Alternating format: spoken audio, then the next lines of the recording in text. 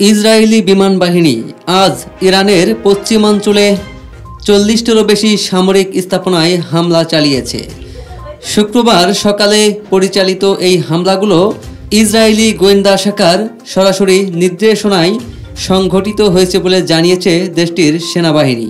সামাজিক যোগাযোগ মাধ্যম এক্স এ সাবেক টুইটার ইসরায়েলি সেনাবাহিনী এক বিবৃতিতে জানিয়েছে, প্রায় 25টি যুদ্ধবিমান একযোগে মিসাইল অবকাঠামো, অস্ত্র গুদাম এবং ইরানি সেনাবাহিনীর একাধিক কার্যক্রমের ওপর হামলা চালিয়েছে।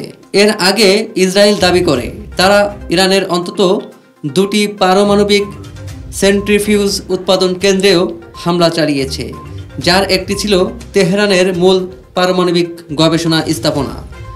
বিশ্লেষকরা বলছেন, এ ধরনের হামলা মধ্যপ্রাচ্যে যুদ্ধের আশঙ্কা আরও বাড়িয়ে তুলেছে।